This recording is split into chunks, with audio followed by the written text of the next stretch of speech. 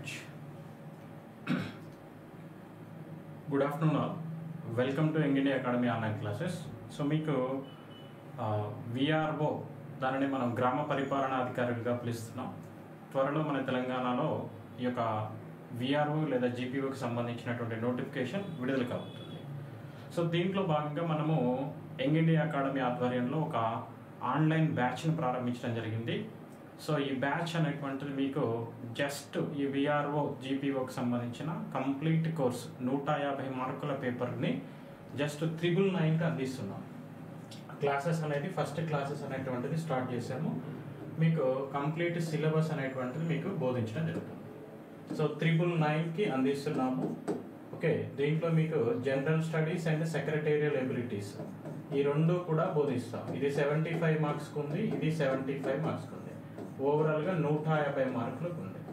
Okay, so దాంట్లో భాగంగా ఈరోజు మనము ఈ యొక్క అంటే ఈ VRO అండ్ GPO ఎగ్జామ్లో జనరల్ స్టడీస్లో భాగంగా ఉన్నటువంటి అంశాలలో మనకి ఇది ఈ GPO పోస్ట్ అనేటువంటిది రెవెన్యూ విభాగానికి సంబంధించినటువంటి పోస్ట్ కాబట్టి దీంట్లో మన యొక్క రీసెంట్గా రెవెన్యూ విభాగానికి సంబంధించి ఒక కొత్త అప్డేట్ ఏదైతే వచ్చిందో తెలంగాణలో భూభారతి చట్టం అనేటువంటిది మనకి కొత్తగా ఈ చట్టాన్ని తీసుకురావడం జరిగింది.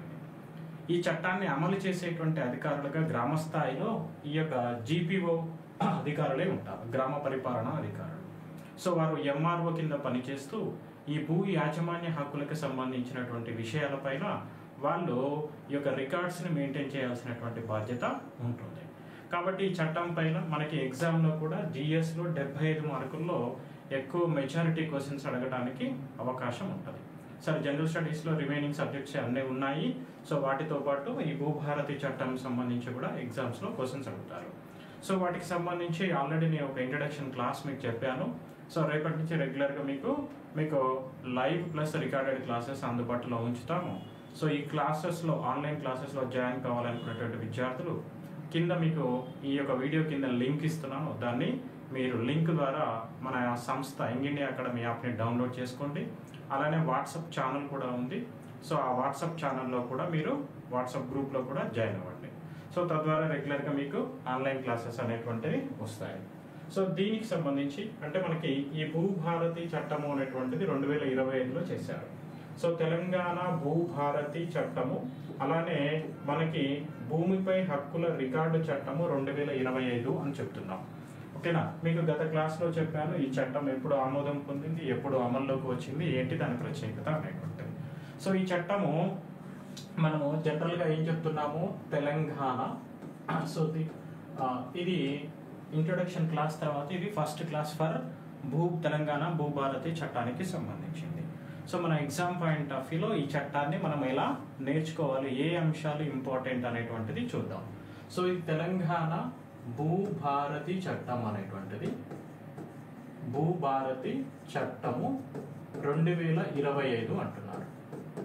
ఓకేనా, అంటే ఏంటిది అంటే ఒక్క మాటలో చెప్పాలి అని అంటే మనకి తెలంగాణలో ఉన్నటువంటి భూములన్నిటికీ కూడా భూములన్నిటికీ కూడా ఓనర్షిప్ గురించి ఈ యొక్క భూ యాజమాన్య హక్కుల గురించి తెలియజేస్తుంది. ఏం తెలియజేస్తుందట, భూ యాజమాన్య హక్కుల గురించి తెలియజేస్తుంది. అంటే భూమి పైన హక్కులు అనేటువంటివి ఎవరికి ఉంటాయి అని తెలియజేస్తుంది.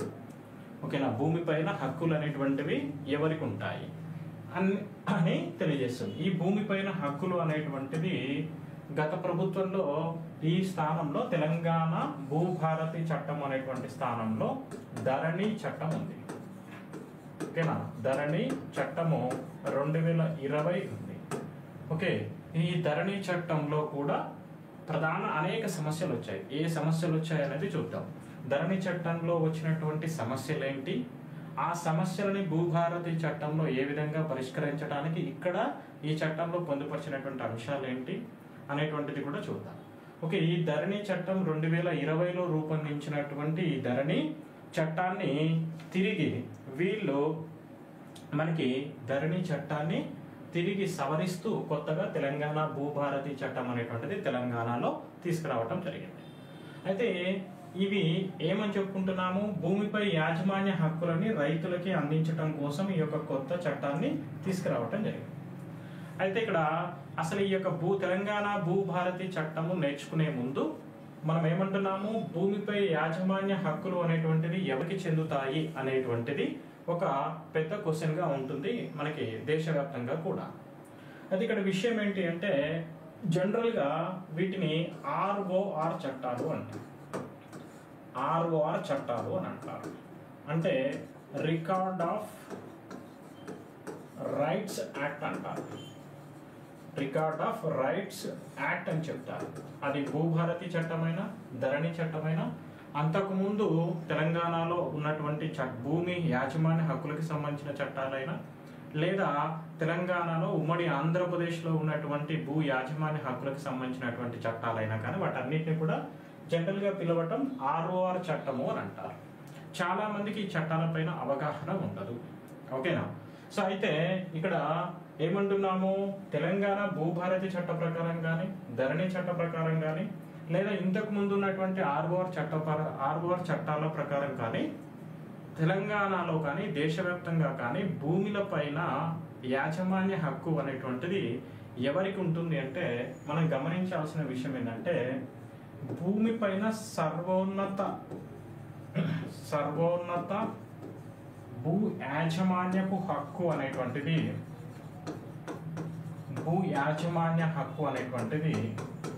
చట్టాల ప్రకారము అంతిమంగా ప్రభుత్వానికే ఉంటుంది. అంతిమంగా ఎవరికి ఉంటుంది? ప్రభుత్వానికే ఉంటుంది. అంటే ఫర్ ఎగ్జాంపుల్ ఉమ్మడి ఆంధ్రప్రదేశ్లో కానీ తెలంగాణలో కానీ ఉన్నటువంటి మొత్తం భూములన్నిటిపైన పూర్తి హక్కు ఎవరికి ఉంటుందంటే ప్రభుత్వానికి ఉంటుంది. ఓకే, సో ఈ ప్రభుత్వానికి ఉన్నటువంటి హక్కు అనేటువంటిది పూర్తిగా, అంటే ఏ భూములకు సంబంధించి ఎలాంటి వివాదాలైనా హక్కులని ప్రజలకి అందించాలన్నా, లేదా ప్రజలకి వ్యక్తిగత ఆస్తి హక్కుగా భూమిని అందించాలన్నా, వాటిపైన వాళ్ళకి రైట్స్ ఇవ్వాలన్నా అంతిమ అధికారం ప్రభుత్వానిదే ఉంటుంది. అంతిమ అధికారం ప్రభుత్వాన్ని ఉంటుంది కాబట్టే మన దగ్గర వ్యవసాయ భూములు కానీ, ఇల్లు కానీ, ఇవి వ్యక్తిగతంగా మన ఆస్తులుగా ఉన్నప్పటికీ ప్రభుత్వాలు వారి యొక్క అభివృద్ధికి సంబంధించి ఆ భూమి అవసరమైనప్పుడు మన దగ్గర నుంచి తీసుకునేటువంటి రైట్ ఉంటుంది. కానీ కొన్ని నియమ నిబంధనలకు లోబడి ఆ యొక్క భూమిని తీసుకోవాలి. మీకు చాలా సింపుల్గా, ఇది పెద్ద కాంప్లెక్స్ సబ్జెక్టు, చాలా సింపుల్గా అర్థమయ్యేలా చెప్తున్నాను. అంటే ఇక్కడ ఏంటిది, తెలంగాణ కానీ ఉమ్మడి ఆంధ్రప్రదేశ్లో ఉన్నటువంటి భూములన్నిటిపైన పూర్తి హక్కు ఎవరికి ఉంటుంది? ప్రభుత్వానికే ఉంటుంది. దేశవ్యాప్తంగా కూడా అంతే, ప్రభుత్వానిదే అంతిమ అధికారం. కాబట్టి ప్రభుత్వం ఒకవేళ భూమి తీసుకోవాలి అభివృద్ధి కోసం అనుకున్నప్పుడు భూ సేకరణ చట్ట ప్రకారం భూమిని తీసుకుంటుంది. కానీ కొన్ని నియమ నిబంధనలకు లోబడి ప్రజలకి పూర్తిగా నష్టపోకుండా వాళ్ళకి నష్టపరిహారాన్ని ఇస్తూ, పునరావాసాన్ని ఇస్తూ ఆ భూమిని తీసుకోవచ్చు, భూసేకరణ చేయొచ్చు. ఒకవేళ దాన్ని కోర్టులో మనము సవాలు చేయటానికి ఉండదు. అయితే ఈ యొక్క భూ యాజమాన్య హక్కుల చట్టము అనేటువంటిది ఎందుకు తీసుకొచ్చారు అంటే, సో రైతులకు కానీ, ప్రజలకు కానీ, వారు సాగు చేసుకున్నటువంటి భూములకు కానీ, ఇళ్లపైన కానీ యాజమాన్య హక్కు ఉండాలి అని అంటే ఒక చట్టము నిబంధనలు అనేటువంటి ఉండాలి అనేటువంటి ఉద్దేశంతో, ఒక నియమ నిబంధనల ప్రకారం వాళ్ళకి యాజమాన్య హక్కుని అందించాలనేటువంటి ఉద్దేశంతో మన తెలంగాణలో, అంటే మనకి ఫస్ట్ ఈ యొక్క భూమి హక్కులకు సంబంధించి, ఈ యొక్క యాజమాన్య హక్కులకు సంబంధించి చరిత్ర కనుక చూసినట్లయితే ఈరోజు 2025 చట్టం చూస్తున్నాం మనం. 2025లో రూపొందించిన తెలంగాణ భూభారతి చట్టం అంటున్నారు. అసలు ఈ యొక్క తెలంగాణలో కానీ, ఉమ్మడి ఆంధ్రప్రదేశ్లో కానీ, హైదరాబాద్ రాష్ట్రంలో కానీ భూ యాజమాన్య హక్కులకు సంబంధించి మొట్టమొదటి చట్టము అనేటువంటిది ఎప్పుడు రూపొందించారంటే, హైదరాబాద్ రాష్ట్రంలో వీటిని ఆర్ఓఆర్ యాక్ట్ 1948లో రూపొందించారు. ROR act 1948. సో 1948 నుంచి ఈ రోజు 2025 వరకు రూపొందించబడినటువంటి చట్టాలన్నింటినీ కూడా ఆర్ఓఆర్ చట్టాలని పిలవటం జరుగుతుంది. ఈ ఆర్ఓఆర్ చట్టాలని పిలవటం జరుగుతుంది. ఈ ఆర్ఓఆర్ చట్టాలు అంటే ఇప్పుడే చెప్పుకున్నాం కదా మనము, ఏంటిదట, records of rights. Okay, in land act అంటాం. Records of rights in land act 1948. This is Hyderabad state. Hyderabad రాష్ట్రంగా ఉన్నప్పుడు 1948లో చేయబడినటువంటి చట్ట ప్రకారము తెలంగాణలో ఉన్నటువంటి ప్రజలకి భూ యాజమాన్య హక్కుల గురించి అందించడం జరిగింది. సో ఈ చట్టం ద్వారా అంటే ఎవరికైతే వ్యవసాయ భూములు ఉంటాయో వాళ్ళందరికీ కూడా ఈ ఆర్ఓఆర్ యాక్ట్ 1948 ప్రకారము కాస్రా పహాని అనేటువంటి దానిని రూపొందించారు. కాస్రా పహాని అనేటువంటి దానిని రూపొందించారు వీళ్ళు. ఓకే, కాస్రా పహాని మనం జనరల్గా ఏమంటాము, పహాని అని పిలుస్తాం. కాస్రా పహాని లేదా అడంగల్ పహాని ఇలా పిలుస్తాం. అంటే ఈ పహాని, కాస్రా పహాని అనేటువంటిది ఏంటిది అని అంటే భూ యాజమాన్యపు రికార్డు అంటాం. భూ యాజమాన్యపు రికార్డు అని చెప్తాం. భూ యాజమాన్యపు రికార్డు ఈ కాస్రా పహాని. ఈ కాస్రా పహానీలో ఎవరికైతే రైతులకు వ్యవసాయ భూములు ఉంటాయో ఆ వ్యవసాయ భూములు ఉన్నటువంటి వాళ్ళందరికి పేర్లు ఉంటాయి. అంటే ఈ ఒక 2 ఎకరాలు ఉన్నటువంటి రైతు ఉందనుకో, ఆ 2 ఎకరాల భూమి అది ఎవరికి చెందుతుంది. సో దాంట్లో ఈ కాస్రా పహానీలో యాజమాన్య పేరు, ఆ రైతు సాగు చేసినటువంటి పేరు, కౌలుదారు పేరు ఇలా మనకి ఉంటాయి. అనుభవదారు పేరు అని కొన్ని కాలమ్స్ ఉంటాయి. సో దాంట్లో ఉన్నటువంటి కాస్రా పహానీలో ఉన్నటువంటి ఆ యొక్క పేరు ఆధారంగా ఆ వ్యక్తికి భూ యాజమాన్యపు హక్కుని అందించడం జరుగుతుంది. ఇది మొట్టమొదటిగా అంటే ఇప్పుడు ప్రస్తుతం వచ్చినటువంటి తెలంగాణ భూభారతి అనేటువంటి చట్టము రాకముందు మొదటగా ఉన్నటువంటి చట్టం ఇది. వీటిని ఆర్ఓఆర్ చట్టాలు అని పిలుస్తారు. సో భూ యాజమాన్య రికార్డు అనేటువంటిది కాస్రా పహానిగా చెప్తాము. ఓకేనా? సో 1948లో దీన్ని రూపొందించడం జరిగింది. తర్వాత మనకి ఉమ్మడి ఆంధ్రప్రదేశ్లో అంటే యునైటెడ్ ఏపీలో ఉమ్మడి ఆంధ్రప్రదేశ్ రాష్ట్రంలో మనకి దీనికి ఏం పేరు పెట్టారంటే మనము చెప్పడానికి ఎలా చెప్తాము అంటే ROR act related to AP 1971 1971లో ఈ చట్టాన్ని రూపొందించారు. 1971లో ఈ యొక్క ఆర్ఓఆర్ యాక్ట్ని రూపొందించడం జరిగింది.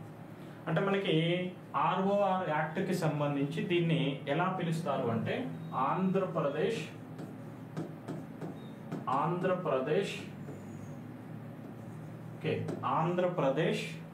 భూమి హక్కులు మరియు పట్టాదార్ ఆంధ్రప్రదేశ్ భూమి హక్కులు మరియు పట్టాదార్ పాస్బుక్ చట్టము 1971. హైదరాబాద్ రాష్ట్రంలో 1948లో మొదటిసారిగా ఈ యొక్క భూ యాజమాన్య హక్కులకు సంబంధించి ఆర్ఓఆర్ చట్టాన్ని రూపొందించారు 1948లో. దాని ద్వారా కాస్రా పహాని అనేటువంటి దానిని రూపొందించడం జరిగింది. ఆ కాస్రా పహానీలో ఎవరికైతే భూమి ఉంటుందో ఆ పేరు అంటే కాస్రా పహానీలో ఎవరి పేరైతే ఉంటుందో వాళ్ళకి భూ యాజమాన్య హక్కుని అందించడం జరిగింది. సో ఆ కాస్రా పహానీలో ఉన్నటువంటి పేరు ఆధారంగా ఆయనకి హక్కును కల్పించి ఆ రైతుకి పాసు పుస్తకాన్ని జారీ చేయటం జరిగింది. సో తర్వాత మనకి 1948 తర్వాత 1971లో ఆంధ్రప్రదేశ్ భూమి హక్కులు మరియు పట్టాదారు పాస్బుక్ చట్టము అనేది 1971లో చేశారు. దీని ద్వారా కాస్రా పహాని ఆల్రెడీ ఉంది కదా, దీంతో పాటు 1B రిజిస్టర్ని రూపొందించారు. కాస్రా పహానితో పాటు దీన్ని ఆర్ఓఆర్ 1B రిజిస్టర్ అని కూడా అంటారు. Records of rights 1B register అని కూడా అంటారు. 1B అంటారు. అలానే మనకి 13B అనేటువంటి రిజిస్టర్ అని కూడా ఉంటాయి. సో అలా ఈ యొక్క కాస్రా పహాని కానీ 1B కానీ భూమి యాజమాన్య హక్కులను తెలియజేసేటువంటి రికార్డ్స్ అని చెప్తాం మనం. భూ యాజమాన్యాన్ని మనకి తెలియజేసేటువంటి చట్టం అంటారు. సో ఈ చట్టం ఉన్నప్పుడు మనకి ఉమ్మడి ఆంధ్రప్రదేశ్లో ఈ చట్టమే కొనసాగింది. తెలంగాణలో కానీ మన తెలంగాణ ప్రాంతంలో కానీ ఆంధ్రప్రదేశ్ ప్రాంతంలో ఈ చట్టము యాజమాన్య హక్కులని రైతులకు అందించడం కోసం ఈ చట్టం అమల్లో ఉంది.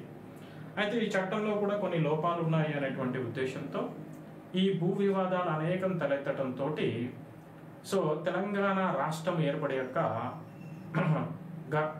ఆ రోజు ఉన్నటువంటి ప్రభుత్వము, కేసీఆర్ ప్రభుత్వము ఈ చట్టాన్ని మార్చి సవరించి కొత్తగా మరొక చట్టాన్ని తీసుకొచ్చింది. దాన్ని ROR యాక్ట్ 2020 అన్నారు.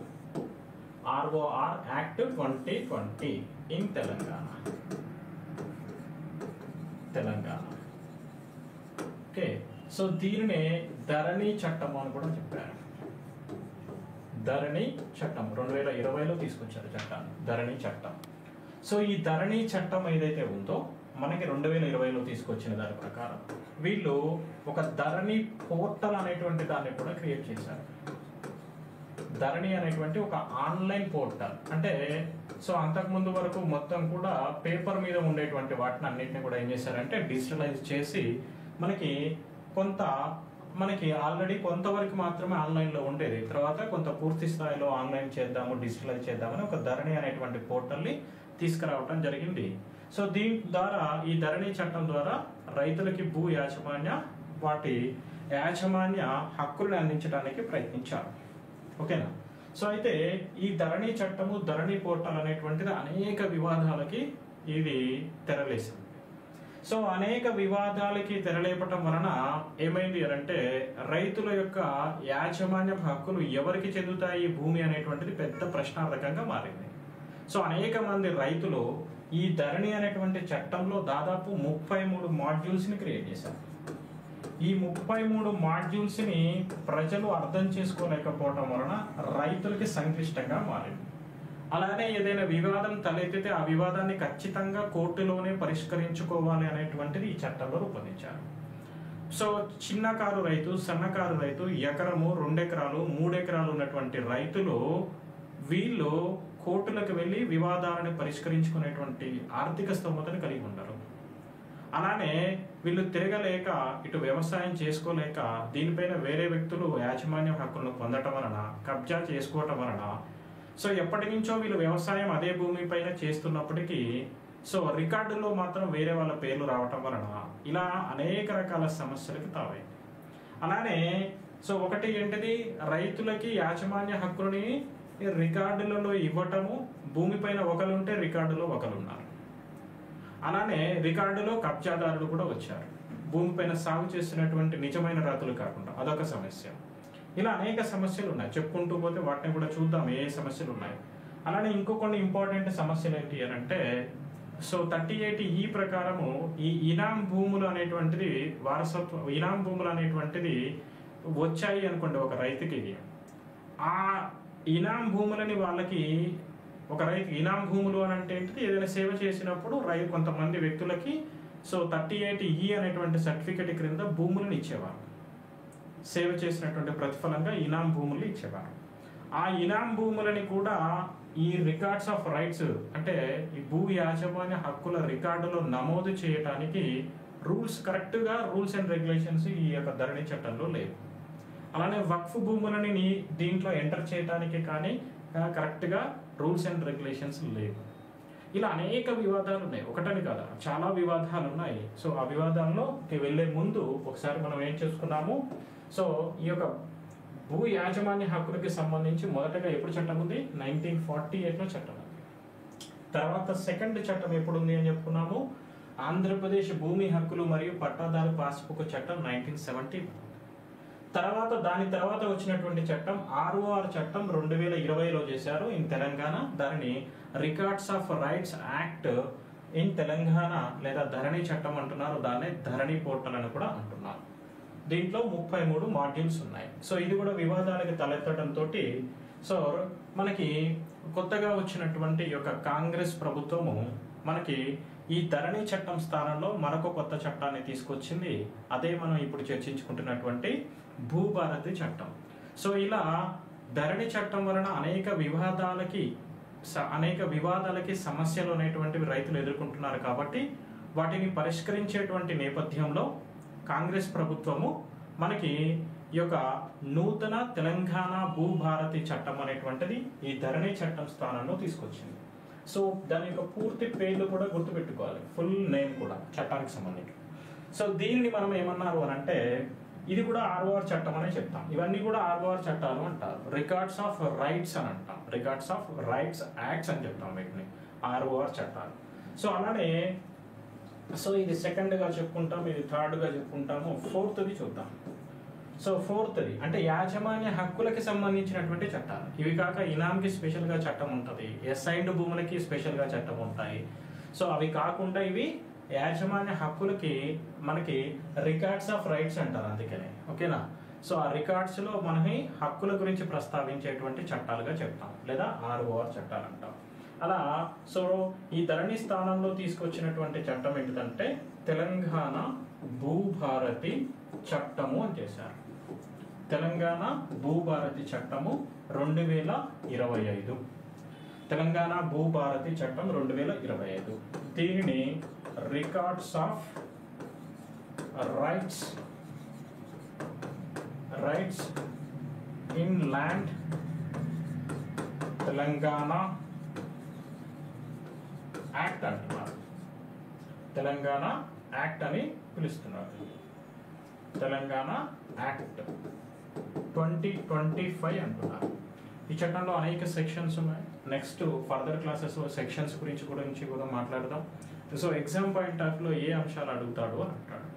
సో ఈ రికార్డ్స్ ఆఫ్ అవి కూడా డిస్కస్ చేద్దాం. Records of rights in land Telangana act 2025 చట్టాన్ని భూభారతి చట్టము అని అంటున్నారు.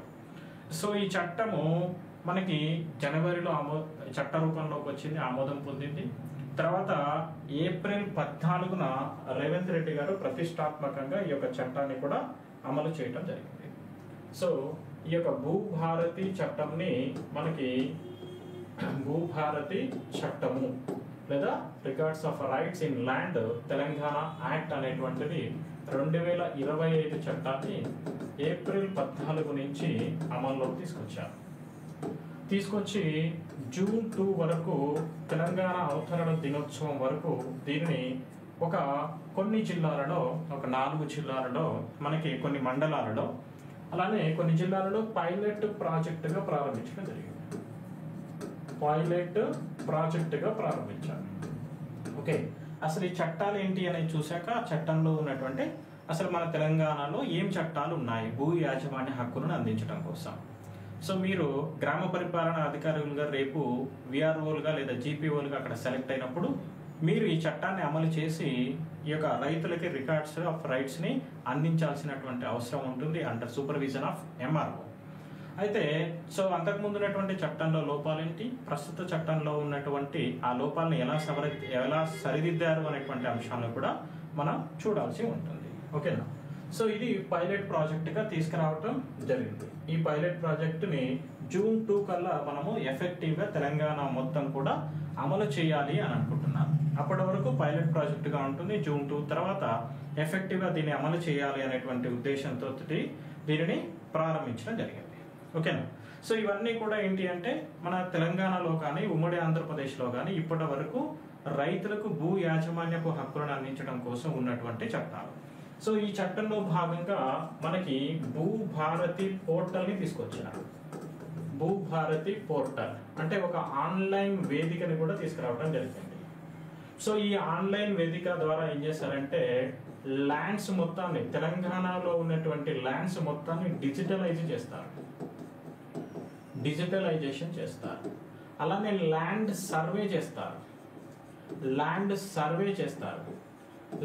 సర్వే అండ్ మ్యాపింగ్ చేస్తారు. అంటే ప్రతి ల్యాండ్ని కూడా సర్వే చేసి మ్యాపింగ్ చేసి సో అసలు ఎంత భూమి ఉంది, ఎవరెవరి కింద ఉంది, ప్రస్తుతము సో ఈ భూమికి నిజమైనటువంటి వారసులు ఎవరు, హక్కుదారులు ఎవరు అనేటువంటిది తెలుస్తారు. సో తెలిసినప్పుడు అసలు ఈ ఆర్ఓఆర్ చట్టాలు అంటే 1948 నుంచి ఇప్పటి వరకు వచ్చినటువంటి భూభారతి చట్టం వరకు అసలు ఈ ఆర్ఓఆర్ చట్టాలు ఏమి మనకు తెలియజేస్తాయి అంటే ప్రధానంగా ఈ ఆర్ఓఆర్ చట్టాల ద్వారా మనకి ప్రజలకి అందించేటువంటి సేవలు ఏంటి అంటే సో ఇంపార్టెంట్ సేవలు చాలా ఉంటుంది చట్టం గురించి, బట్ ఇంపార్టెంట్ ఈ ఆర్ఓఆర్ చట్టం ఏం చేయాలి, ఏ అంశాల గురించి తెలియజేయాలి? ఒకటి, భూమి హక్కుల రికార్డుని మెయింటైన్ చేయాలి.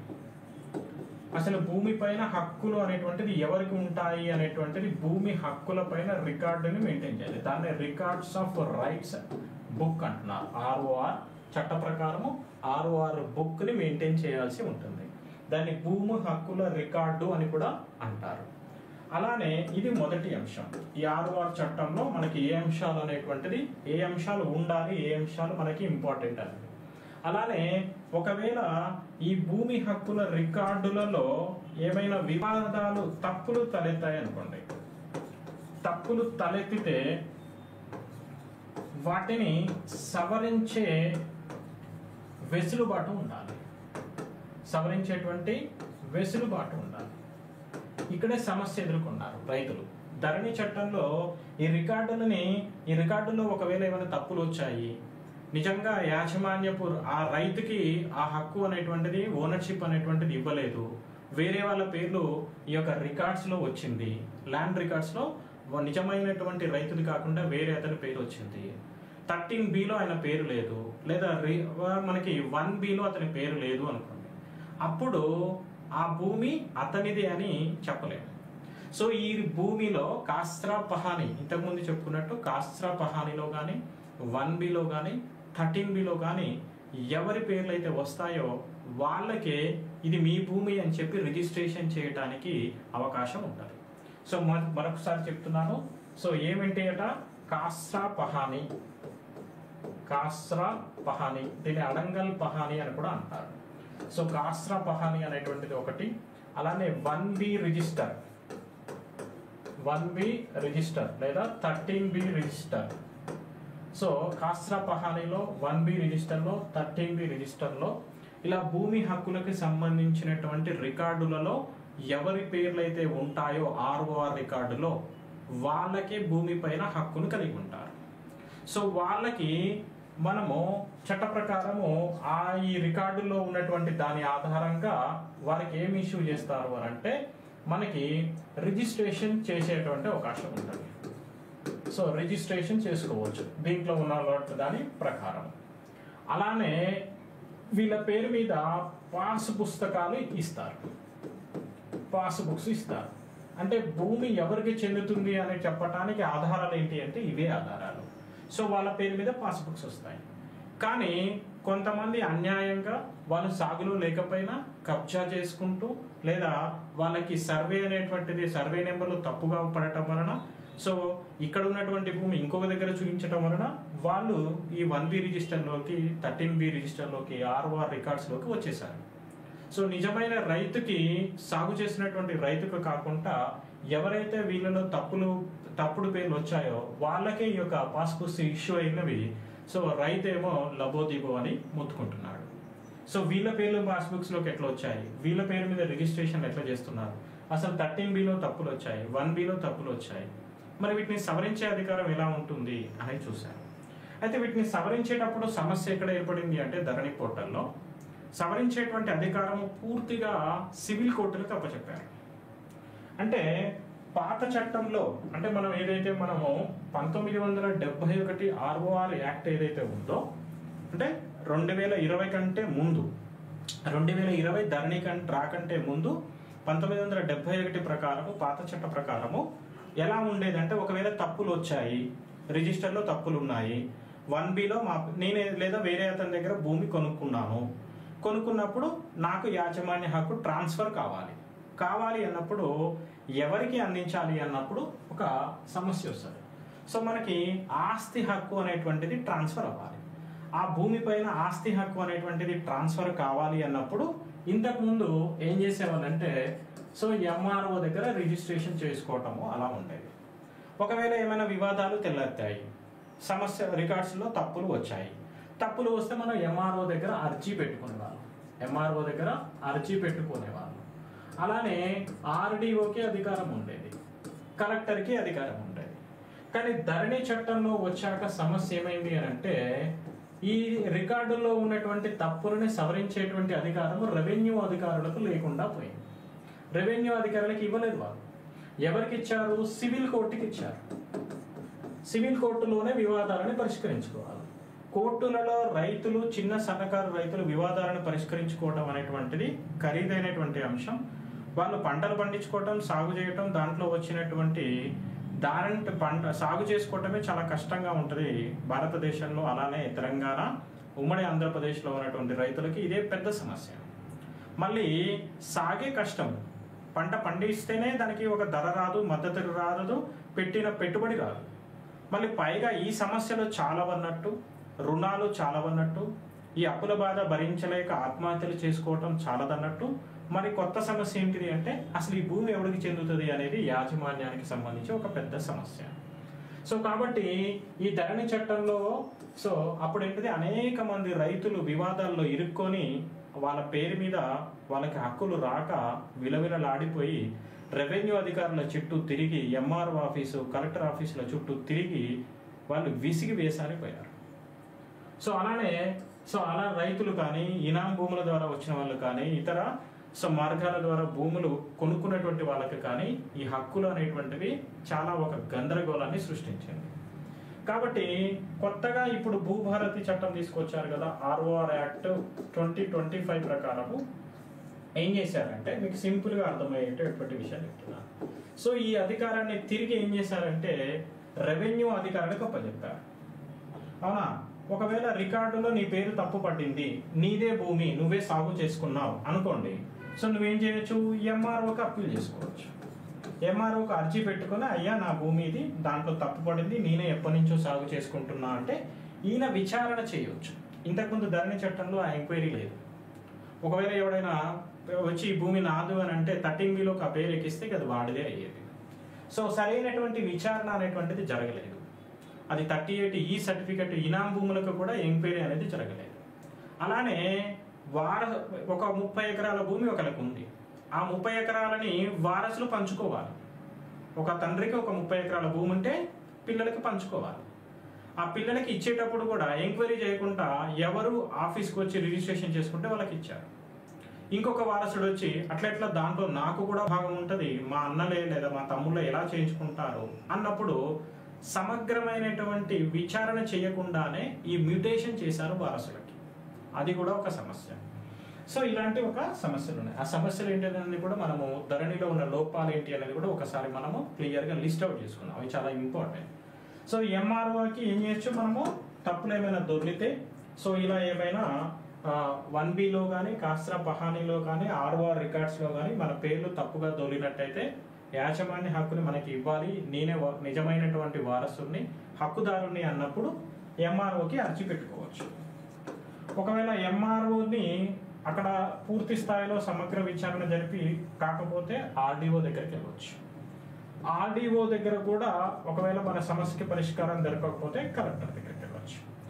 వెళ్ళి విచారణ జరిగి పర్ఫెక్ట్గా విచారణ చూసుకొని కొన్ని నెలల వ్యవధిలో ఆ యొక్క సమస్యను పరిష్కరించుకొని కలెక్టర్కు ఉన్నటువంటి అధికారం ప్రకారం ఆ నిజమైనటువంటి వాళ్ళు ఎవరో ఫీల్డ్ లెవెల్లో మనకి క్షేత్రస్థాయిలో ఎంక్వైరీ చేసుకొని ఒక పంచనామా రాసి, ఆ పంచనామా ఆధారంగా ఎప్పటి నుంచి సాగు చేసుకుంటున్నారు, ఎవరున్నారు, వీళ్ళు ఎవరి దగ్గర నుంచి కొనుక్కున్నారు అనే ఒక క్లారిటీ తీసుకొని అయితే ఎంఆర్ఓనే దాని హక్కులు వాళ్ళకి అందించవచ్చు. అక్కడ ఇరు పార్టీలు ఒకవేళ ఇబ్బందికి పడితే RDOకి వెళ్ళవచ్చు. లేదు అక్కడ కూడా సమస్య పరిష్కారం కాకపోతే కలెక్టర్కి వెళ్ళవచ్చు. కానీ కోర్టులకు వెళితే అది కొన్ని సంవత్సరాలు కోర్టుల్లో కేసులు, వివాదాలు నడుస్తాయి. కానీ ఆ హక్కులు ఎవరికి వస్తాయో అప్పటికీ కూడా చాలా పెద్ద సమస్యగా మారుతుంది. ఇక్కడ రెవెన్యూ అధికారుల దగ్గరనే మనము సమస్యని పరిష్కరించుకునేలా దీంట్లోకి ఒక కొత్తగా ఈ యొక్క భూభారతి చట్టంలో తీసుకొచ్చినటువంటి అంశం. ఓకేనా? ఇది ఈ అంశం అన్నమాట. ఈ విధంగా భూభారతి చట్టంలో కొన్ని ఇంపార్టెంట్ అంశాలను తీసుకొచ్చారు. అలాగే తెలంగాణలో భూభారతి చట్టానికి సంబంధించి ఈ యొక్క భూభారతి చట్టం 2025 రాకముందు ఇలా అనేక ROR చట్టాలు అనేటువంటివి కూడా ఉన్నాయి. ఓకే, అయితే అసలు ఈ యొక్క చట్టాల్లో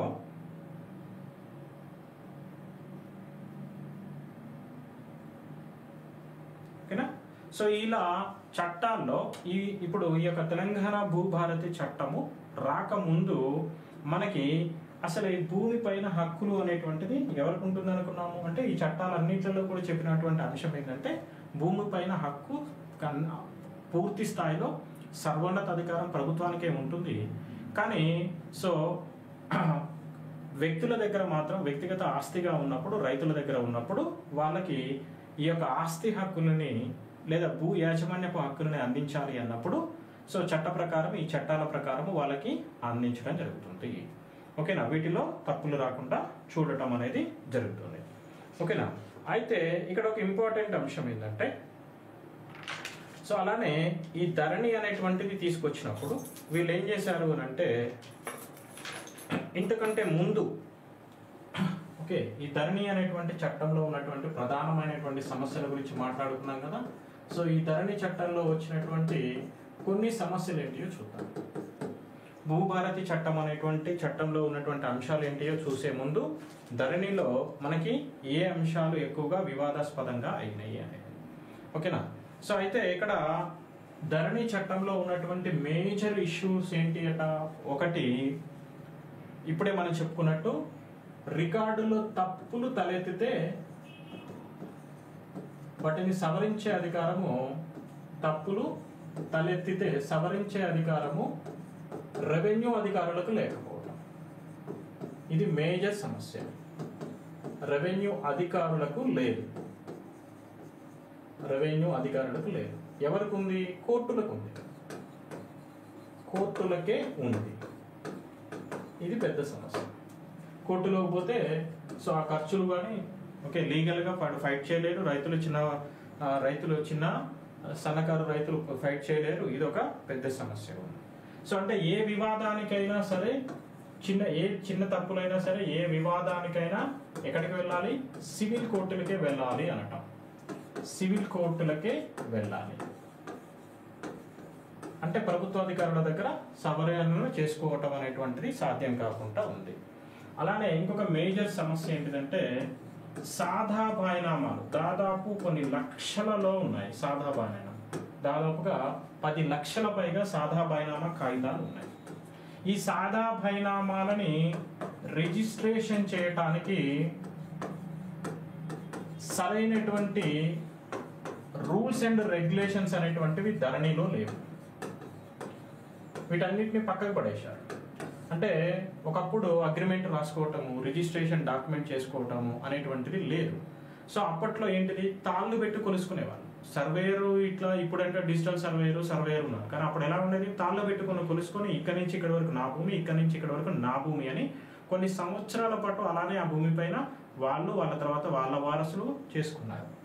సో అయితే వాళ్ళకి ఈ భూమి ఎవరిది అంటే కూడా చిన్న సాదా బైనామా అంటే తెల్ల కాగితం పైన రాసుకునేవాళ్ళు.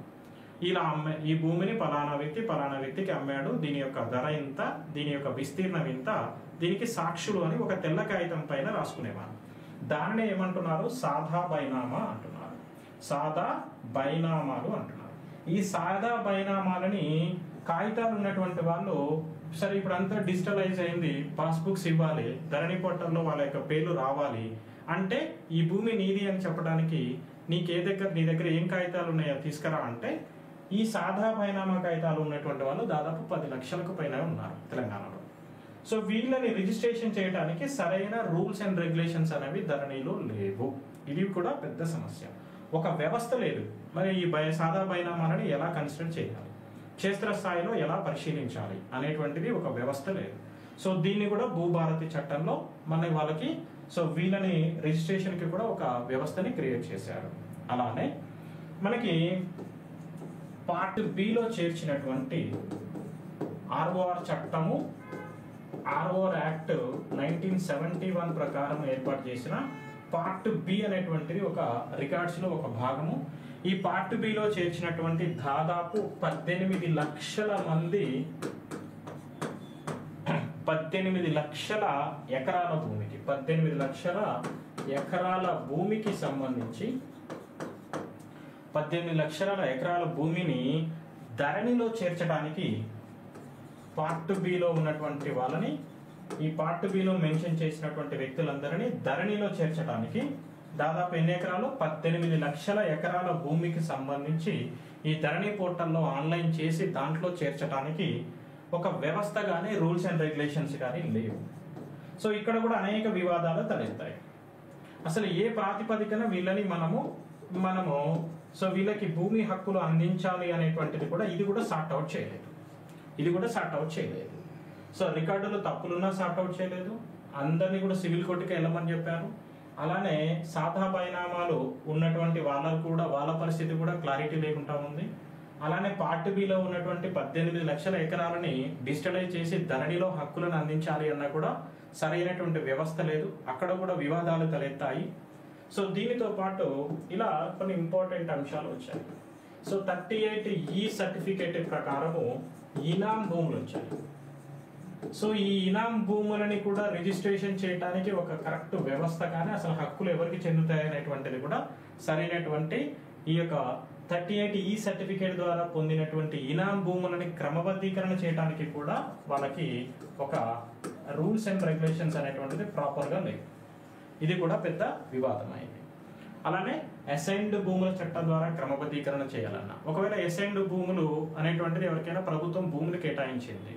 సో దీనికి ఒకప్పుడు ప్రభుత్వం చిన్న ఒక పత్రం ఇచ్చేది, ఇగో ఈ భూమిని మీకు కేటాయిస్తున్నాం వ్యవసాయం చేసుకోండి అని. అలానే కొంతమంది సేవ చేసినందుకు గాను వేరే వ్యక్తుల నుంచి ఇనాం అనేటువంటి భూముల్ని పొందేవాళ్ళు 38E సర్టిఫికేట్ ఇచ్చేది ప్రభుత్వం. సో ఇది మీ భూమి అని. ఆ 38E సర్టిఫికేట్ ఉన్నటువంటి వాళ్ళని ఈ అసైన్డ్ భూములలో క్రమబద్ధీకరణ ద్వారా పొందినటువంటి అంటే అసైన్డ్ చట్టం ద్వారా పొందినటువంటి రైతులు కానీ వాళ్ళకి ఈ యాజమాన్య హక్కులు పొందాలి అంటే వాళ్ళు ధరణిలో వాళ్ళ పేరు చేర్చుకొని రిజిస్ట్రేషన్ డాక్యుమెంట్ చేయించుకోవాలంటే పాసు పుస్తకం పొందాలి అని అంటే కరెక్ట్ వ్యవస్థ లేదు. సో వీళ్ళకి ఎలా పాస్ పుస్తకాలు ఇవ్వాలి, వీళ్ళని ఎలా నిజమైన హక్కుదారులుగా గుర్తించాలి అని చెప్పి ఒక ప్రాపర్ వ్యవస్థ ధరణిలో లేదు. సో ఇది కూడా అతిపెద్ద వివాదం అయింది. అలానే ఇంకొక వివాదం ఎక్కువగా ఎక్కడ వచ్చిందంటే సో వారసుల మధ్య వివాదాలు తలెత్తాయి. వారసుల మధ్య వివాదాలు ఎక్కువగా వచ్చాయి. ఎందుకు వచ్చాయి అని అంటే ఇప్పుడు ఒక భూమిని తండ్రి దగ్గర నుంచి తీసుకొని వారసుల మధ్య పంచేటప్పుడు ఆయన ఒక 5-6 పిల్లలు ఉంటే ఒక ఇద్దరు వెళ్ళి మాత్రమే ఏం చేశారు, మ్యూటేషన్ చేసుకున్నారు. అంటే వారసత్వంగా వచ్చేటువంటి భూములని మ్యూటేషన్స్ చేసేటువంటి సందర్భంలో పూర్తి స్థాయి విచారణ చేయకుండానే వీళ్ళు మ్యూటేషన్ చేశారు. అప్పుడు ఈ ఇద్దరు పేరు మీద వచ్చినటువంటి వాళ్ళు కాకుండా మిగిలిన వారసులు వచ్చి వీళ్ళిద్దరి పేరుకే ఎట్లా వస్తుంది, ఆ భూమి పైన మాకు కూడా హక్కు ఉంటుంది, అసలు ఈ రెవెన్యూ వ్యవస్థ ధరణిలో పూర్తి స్థాయిలో విచారణ చేయకుండా ధరణిలో వీళ్ళ పేర్లు ఎట్లెక్కాయి, సో వీళ్ళకే ఎట్లా చెందుతుంది ఆ భూమి మాది కూడా అని. అంటే వారసులు ఎంతమంది ఉన్నారు, ఏంటి, ఎవరికి భూమి అనేది పూర్తి స్థాయి ఎంక్వైరీ జరగకుండానే ధరణిలో వాళ్ళని ఎక్కించారు. సో ఇది కూడా మ్యూటేషన్కి సంబంధించినటువంటిది కూడా పెద్ద వివాదంగా ఉంది. సో వీటన్నిటిని పరిష్కరించడం కోసము కేంద్ర ప్రభుత్వం ఏం చేసిందంటే ఒకటి యుఎల్ పిన్ అనేటువంటి తీసుకొచ్చింది. అంటే ఇట్స్ లైక్ ఎలా అంటే మనందరికీ ఆధార్ కార్డులు ఎలా ఉన్నాయో మనందరికీ ఒక నెంబర్ ఎలా ఉందో అలానే ప్రతి భూమికి కూడా భూ ఆధార్ అనేటువంటి దాన్ని క్రియేట్ చేసింది. భూ ఆధార్ అంటే వ్యవసాయ భూములన్నిటికీ కూడా ఈ భూమి ఎవరిది, ఎంత ఎకరాలు ఉన్నాయి అని చెప్పడం కోసము ఆన్లైన్ డిజిటల్ భూ ఆధార్ అనేటువంటి దాన్ని తీసుకొచ్చింది. అలానే ఇంటి స్థలాలకేమో అంటే ఇవి వ్యవసాయ భూములకేమో భూ ఆధార్ తీసుకొచ్చారు, ఇంటి స్థలాలకేమో ఏంటట ఇంటి స్థలాలకి ఇవి వ్యవసాయ భూములు కదా, అగ్రికల్చర్ ల్యాండ్ కదా, వాటికి భూ ఆధార్ని తీసుకొచ్చారు లేదా యుఎల్ పిన్ అనేటువంటి దాన్ని తీసుకొచ్చారు. సో ఈ భూ ఆధార్ని కేంద్ర ప్రభుత్వం తీసుకొచ్చింది. దీన్ని కూడా పూర్తి స్థాయిలో మన తెలంగాణ రాష్ట్రంలో అమలు చేయలేదు.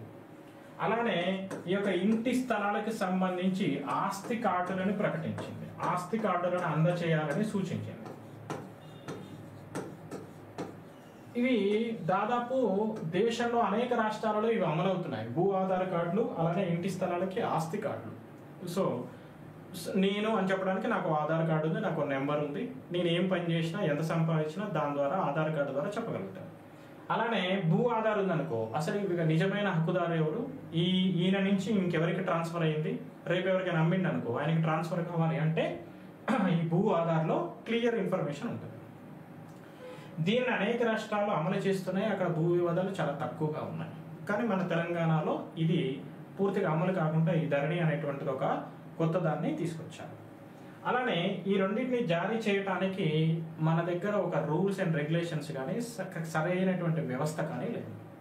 సో ఇలాంటి సమస్యలు మ్యుటేషన్ కానీ 38 వివాదాలు కానీ ఇనాం భూములని క్రమబద్ధీకరించే వివాదాలు, అసైన్డ్ భూముల క్రమబద్ధీకరణ వివాదాలు, అలానే ఈ భూ ఆధార్ కార్డులని ఇంటి ఆస్తి కార్డులని జారీ చేయడం కోసం ఒక రూల్స్ అండ్ రెగ్యులేషన్స్ కానీ ఇలా ఏవీ లేకుండా ఇలా అనేక వివాదాలు అనేటువంటివి తోటి రైతులు కానీ ఇతర వ్యక్తులు కానీ యాజమాన్య హక్కులను పొందేటప్పుడు ఇబ్బందులు పడ్డారు.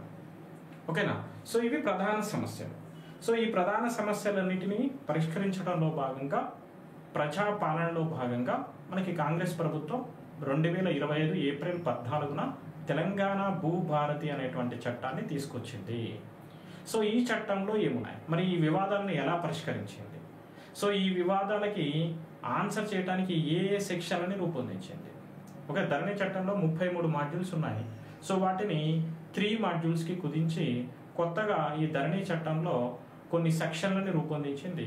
ఒక్కొక్క సెక్షన్ని ఒక్కొక్క అంశం గురించి తెలియజేస్తుంది.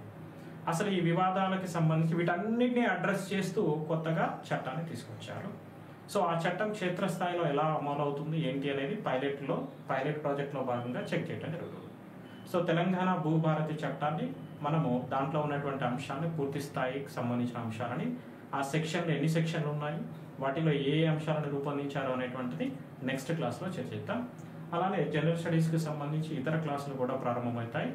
సో మనకి జీపీఓ అండ్ విఆర్ఓ ప్రిపేర్ అయ్యేటువంటి విద్యార్థులు చాలా తక్కువ ఫీజుకి మీకు ఒక ఆఫర్ కూడా పెట్టాం. 999 only it's a cost of 1 biryani, 1 family pack of biryani.